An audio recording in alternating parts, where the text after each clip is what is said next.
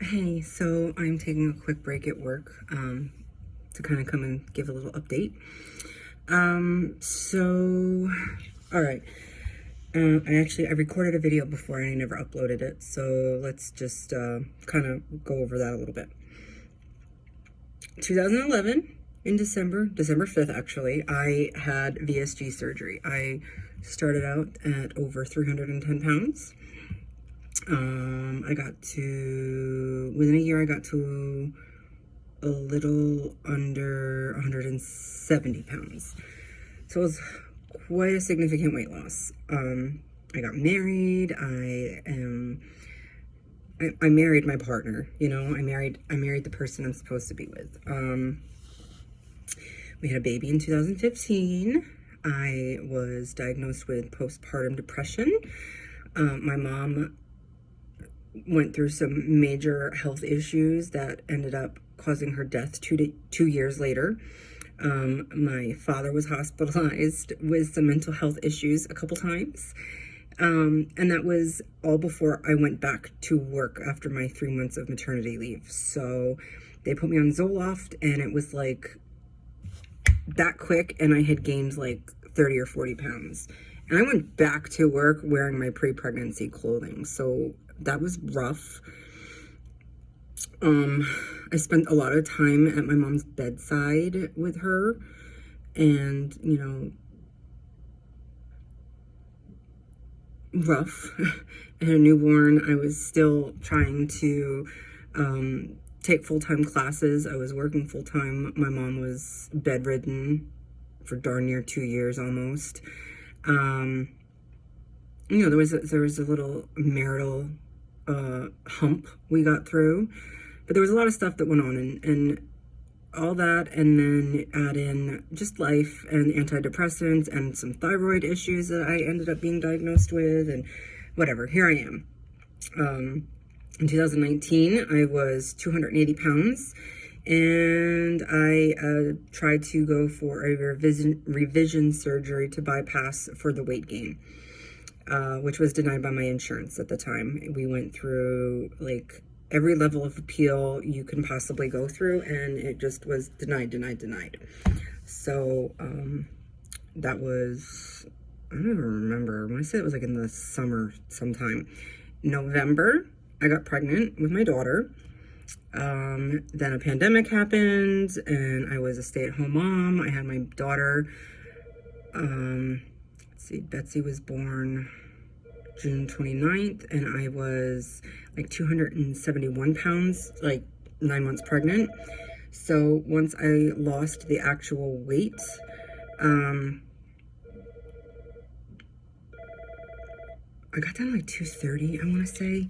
But then, pandemic, home, isolation, not going anywhere, life, more marital problems, trying to navigate a virtual school for a kindergartner while I had a newborn. It was just whatever, life. And here we are. My daughter is now 2.5. I was back up to like 280 pounds. And the GERD started. Like, I would lay down at night and I would just have this fire in my chest, and the acid would come up and I would vomit it, and it was horrible. So knowing that GERD is a complication of VSG, I thought I was kind of out of the woods for that just because of how far out I was, but surprise, I wasn't out of the woods. So I was diagnosed with GERD, and I went to my the guy who I was originally trying to go to for the revision, and he's like, yep, let's do this. He ordered some tests. I got diagnosed with the GERD. The thing is, even if you are going for revision because of a complication, you still have to do all the pre-op work. I didn't have to do a sleep study, thank goodness. And he didn't make me do an endoscopy again, but I had to do the site clearance. I had to do the, like all the clearance appointments I had to do. I had to do the nutrition appointments and the classes, and it's been a time. Along with PCOS and having a family, I went back to work part-time. It was supposed to just be like a filling in while a previous, I went back to work where I was working before the pandemic at the sleep lab. And it was supposed to just be like a couple months for a coworker to have some pretty major surgery. And I was going to be like part-time while she was out on medical leave. And that was in August I started. And here we are, the middle of November. And we still don't have a return date for her. But I'm not putting off my surgery anymore. Because honestly, I could have had it done months ago. And I've kind of put it off. Just so that, my coworker would hopefully be back by now. And she's not. And I'm not going into 2023 with that and still be waiting for it. So my surgery is scheduled and approved by insurance for December 5th. Yesterday at the doctor's office, I was 269, thanks to the help of Trulicity. I went to a metabolic doctor about a month ago and met with her. She was really great. She's a coworker. She walked in, I want to say like maybe 2 months ago, asking me questions about how to order a sleep study. And, you just kind of got talking. It turns out she's actually like the metabolic doctor. She just opened up a practice right next door in the healthcare system that I work for. So I made an appointment with her. We got, my insurance back and forth, blah, blah. The Trulicity was approved by my insurance because earlier this year I had some blood work done that showed I was in like the pre-diabetic range. I resolved that on my own through diet, but, because that was in my chart notes, the insurance approved it based off of that. So, on Trulicity, I've lost like 10 pounds with the Trulicity, thankfully.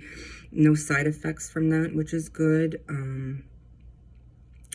I start my 2-week liquid diet. Today is Wednesday. I start that on Monday.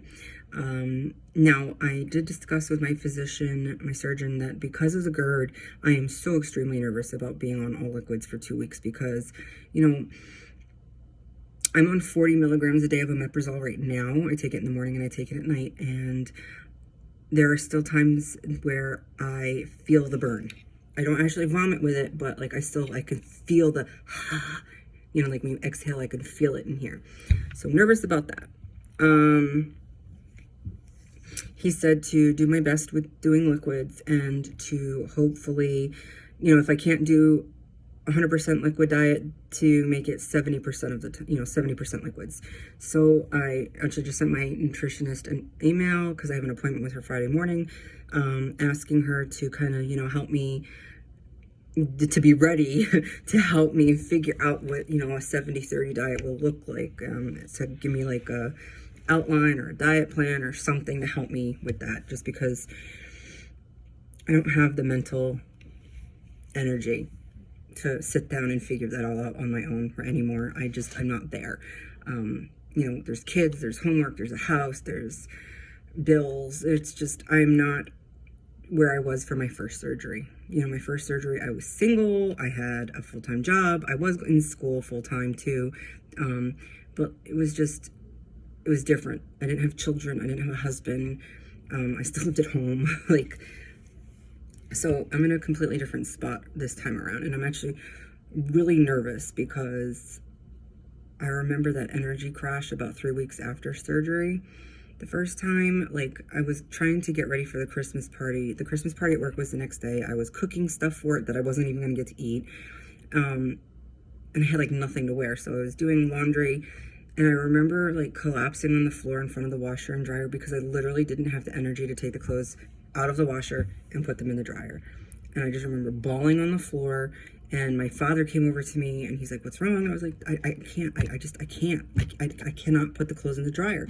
And he's like, "What's wrong with you?" And I'm like, "Dad, I can't. So he literally he put me to bed, tucked me in, and he put my clothes in the dryer for me. So I'm nervous about that because that's not an option. I can't let myself get like that with 2 children at home. My daughter's 2, almost 2.5. My son will be 8 in February. It's not an option. It's not an option. So, yeah, here I am. Wish me luck.